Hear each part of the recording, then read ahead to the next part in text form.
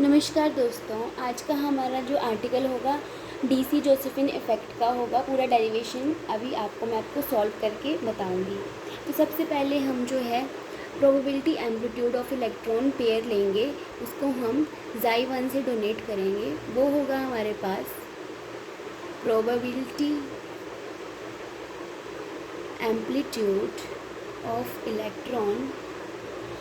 ये हमारे पास Xi1 जो है वो probability amplitude of electron pair, वो एक तरफ साइड का जो जंक्शन था हमारे पास जोसेफिन इफेक्ट में क्या था, जोसेफिन इफेक्ट में हमारे पास जो था उसको जो है दो पेयर होते थे हमारे, और इंसुलेटिंग उससे सैंडविच कर देते थे, ठीक है।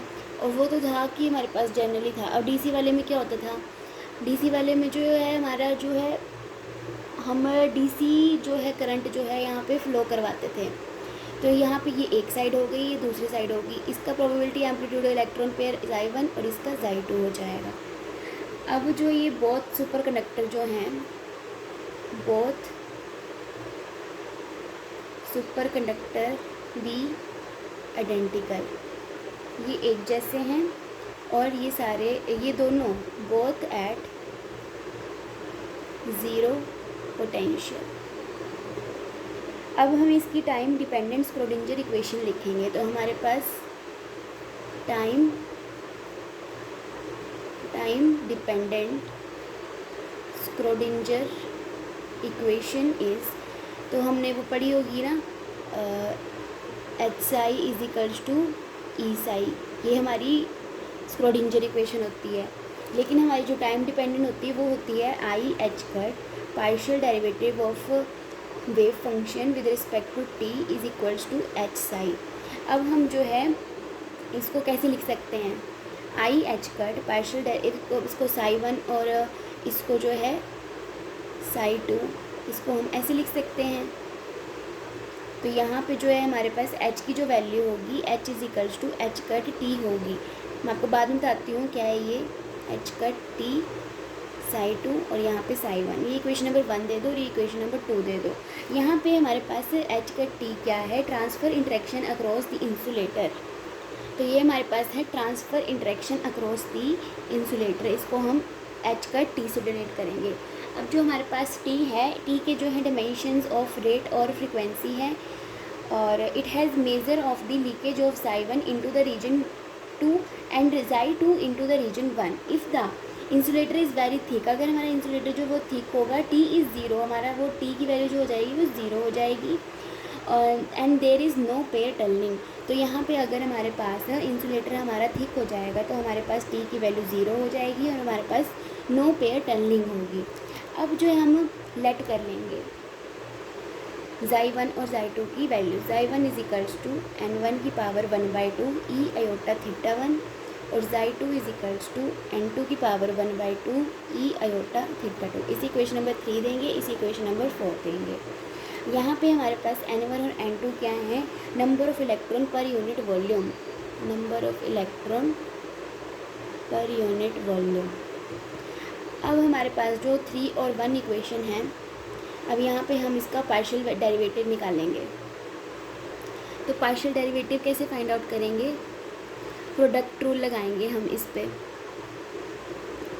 तो यहाँ पे पहले यहाँ पे इसको डिफ्रेंशिएट करेंगे। तो इसकी x की पावर n की क्या होती है, 1/2, x n-1 होता है तो 1/2 n1 माइनस 1/2, फिर n1 की फिर से होगी रिस्पेक्ट के t में, फिर e तो हमारा एज इट इज़ ही रहेगा।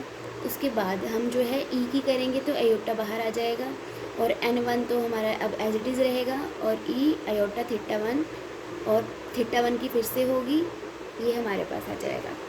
इसको हम कैसे लिख सकते हैं, और 1/2 अंडर रूट ऑफ n1, और इसको हम कैसे लिख सकते हैं, पार्शियल डेरिवेटिव ऑफ n1t को n1 डॉट और e iota theta 1 plus iota, इसको हम अंडर रूट लगा देंगे e आयोटा थीटा 1 का डॉट, इसको भी हम थीटा डॉट लिख सकते हैं। इसी इक्वेशन नंबर 5 दे देंगे।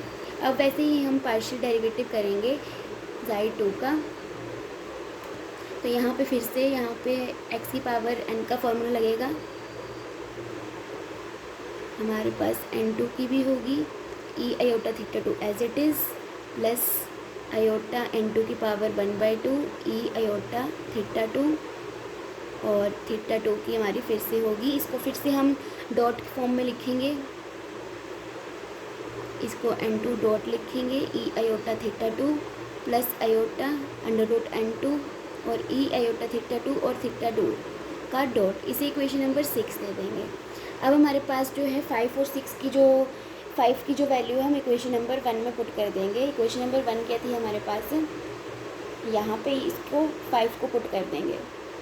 अब इसमें हमने वैल्यू जो है 5 की 1 में पुट कर दी, तो हमारे पास जो है ये इक्वेशन बनी। हमने एच कट से एच कट कैंसिल आउट कर दिया और हमारे पास जो है ये इक्वेशन बन गई।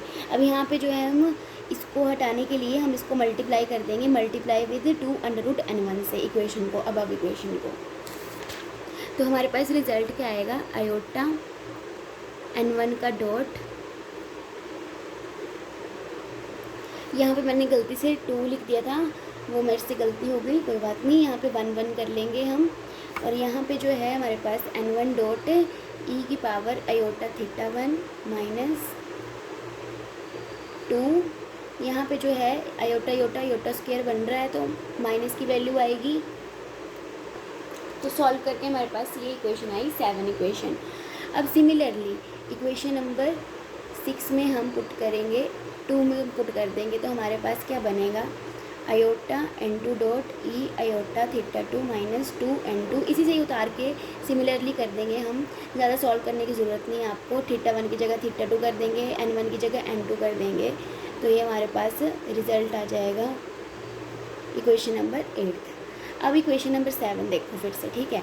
अब इसको जो है हम फिर से सिंप्लीफाई करेंगे, तो हमारे पास यहाँ पे जो है ई की पावर आयोटा थीटा 1 जो हम कॉमन ले लेंगे, ई की पावर आयोटा थीटा 1 हमने कॉमन ले लिया, तो हमारे पास अंदर क्या रह गया, आयोटा n1 का डॉट माइनस 2n1 थीटा 1 का dot is equals to 2t n1 n2 E iota theta 2। अब हम क्या करेंगे, यहाँ पे जो हमारे पास ई की पावर आयोटा थीटा है हम इस तरफ ले जाएंगे,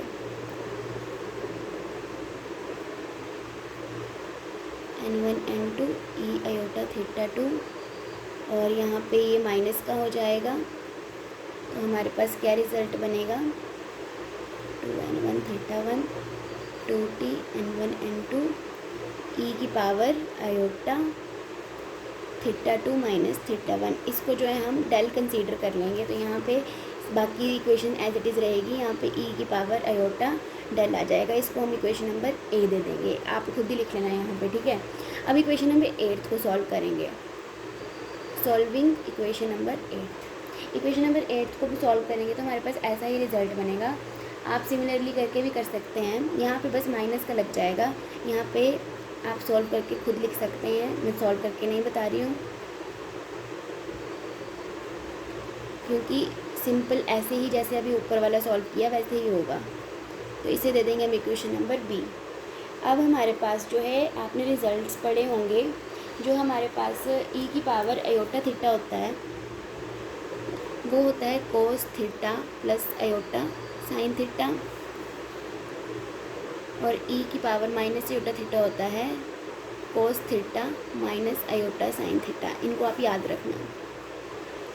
अब जो हमारे पास यहाँ पे ई की पावर माइनस आयोटा थीटा और ई की पावर आयोटा थीटा है, इसकी जगह हम यहाँ पे ये रिप्लेस कर देंगे cos del plus iota sine del और cos del minus iota sine del. तो यहाँ पे आप खुद ही पुट कर दें ए और बी में, फिर उसके बाद जो है हम इक्वेट करेंगे, equate and real and imaginary part, इसको इक्वेट करके लिखेंगे। तो मैं आपको सीधा डायरेक्ट कॉपी में दिखा देती हूँ। तो हमारे पास इक्वेशन नंबर ए ये थी, तो यहाँ पे हमने इमेजिनरी पार्ट के साथ ये वाला साइन वाला है, तो हमने इसके साथ साइन वाला जो टर्म था सारा लिख दिया। अब हमारे पास जो रियल वाला टर्म था हमने रियल वाले के साथ रियल वाला लिख दिया। अब यहाँ पे सिमिलरली इक्वेशन नंबर बी में भी हम इमेजिनरी और रियल पार्ट जो है अलग करके लिख लेंगे। अब जो हमारे पास राइट हैंड साइड है ए की, स्मॉल ए की और सी, वो जो है वो बराबर हैं, आप देख सकते हैं यहाँ पे, बस माइनस का फ़र्क है। तो हमने यहाँ से क्या रिजल्ट निकाला कि हमारा n1 डॉट जो है माइनस ऑफ n2 डॉट है, इनको हमने खोल के लिख दिया डॉट की फॉर्म में। फिर उसके बाद जो हमारे पास बी और डी इक्वेशन थी, इसकी राइट हैंड साइड भी इक्वल है, तो हमने इसको बी से डी से माइनस कर दिया, तो हमारे पास जो रिज़ल्ट क्या बना, 2n1 theta 1 dot plus 2n2 theta 2 dot is to 0। फिर हमने यहाँ से थीटा 2 डॉट माइनस थीटा 1 की वैल्यू निकाल ली। हमारे पास क्या वैल्यू आई, theta dot minus theta 1 is to 0। फिर उसको हमने खोल के लिखा, तो हमने देखा जो हमारे पास थीटा 2 का और थीटा माइनस थीटा 1 का जो डेरिवेटिव था वो 0 के इक्वल आ रहा था। Del is to constant, this means phase difference is constant. इसका मतलब जो हमारा फेस डिफरेंस है वो कांस्टेंट है। तो इससे पता लगा कि जो current does not depend upon time, तो हमारा जो करंट है वो टाइम पे डिपेंड नहीं कर रहा है। The current I of superconductor pairs across the junction depends on the phase difference phi. तो यहाँ पे हम लिखेंगे I is equals to I naught sine del, और जो हमारी डेल की वैल्यू थी यहाँ पे पुट कर देंगे। आगे जो है इसकी थ्योरी थोड़ी सी बस एंडिंग ही है। Where I naught is a proportional to transfer interaction T, the current I naught is the maximum zero voltage current that can be passed by the junction with no applied voltage. DC current will flow across the junction with a value of I note and minus I note according to the value of phase difference. This is DC Josephine effect। ये था हमारा DC Josephine effect। तो simply इसमें कुछ भी नहीं किया है हमने। पहले जो है हमने टाइम डिपेंडेंट स्क्रोडिंजर इक्वेशन का यूज़ करके हमने इक्वेशन नंबर 1 और 2 लिख दी। हमारे पास h की वैल्यू h/t आ गई। फिर हमने साई 1 और साई 2 की वैल्यू जो है कंसीडर करी। फिर इनको हमने पार्शियल डेरिवेटिव किया। पार्शियल डेरिवेटिव हमने साई 1 का लिया, फिर हमने साई 2 का लिया, फिर हमने मल्टीप्लाई किया 2√n1। इसको आपको रिमेंबर करने की ज़रूरत नहीं है, यहाँ से देख के आपको याद आ जाएगा कि कैंसिल आउट कराना, तो यहाँ से मल्टीप्लाई कर दिया। मल्टीप्लाई करने के बाद जो है हमने वैल्यूज़ जो है पुट कर दी अपनी, जो हमारी वैल्यूज़ थी। फिर उसके बाद हमने इनको डॉट फॉर्म में लिखा, थीटा 2 माइनस थीटा 1 को डेल्टा लिखा। फिर हमारे पास ए और बी इक्वेशंस आई, उनको हमने रियल और इमेजिनरी पार्ट को हमने इक्वेट किया।